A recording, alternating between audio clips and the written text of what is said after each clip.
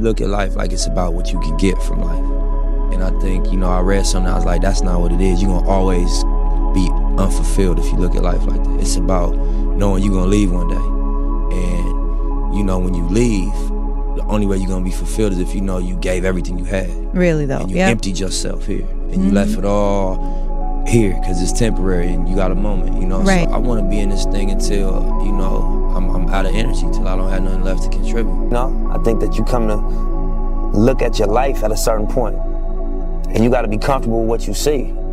The facades wear off and everything comes to surface, and it's just who you really are, and you finally probably can see it. And I think that it's hard to look at if it's not something that you're proud of. And that's one of the things that definitely, in them lonely hours, in them old ages, I think eat at people.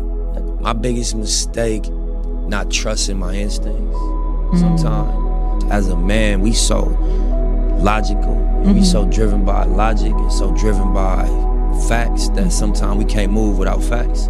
But if you got trust in your gut and you got trust in your instinct, and you learn that as you grow older and you mature, that sometimes you don't need facts. You can just go off your gut and how you feel about things. Damn. You know what I mean? So just being confident in, I don't need confirmation. If I feel it, I trust how I feel. I know my intentions is pure. My instincts is like connection to a higher understanding. You don't need the facts all the time. Just go off how you feel. And so I think that I've learned to listen to my gut and my instincts more and be confident in making decisions off. I think family is way higher on the list of things that are important. Now, there's another element, there's another factor in my decision-making process, and that's my daughter's well-being. And so it was definitely a paradigm shift, in the way I think. My life did a complete perspective change, because now you are accountable. You know what I mean? You're accountable for the well-being of something outside of yourself. You know what I mean? And this is a person. Things can happen that you cannot fix, take back. You have to seriously protect your kid from certain things.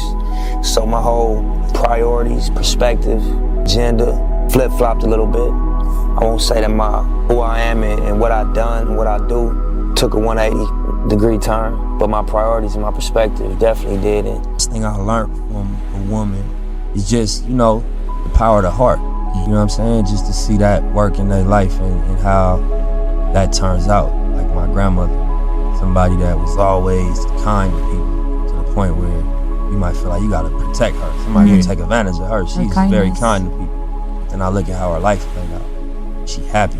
She ain't got no regrets. She walk around lighthearted and got a glow at 88 and still kicking and smiling. It's worthwhile. Right. And you're gonna make decisions based on what you care about more. And without even being conscious that you're getting tested, you're gonna be getting tested. And so you're gonna have decisions to make. Should I, continue this lifestyle, whether it's shopping, clothes, whatever your lifestyle is, or do I gotta sacrifice a little bit because I really, really care about this music? It really is important to me. So whatever I gotta do, I'm gonna do it. And that's gonna be them distinguishing decisions, you know what I'm saying? That separate the ones that end up getting it from the ones that don't.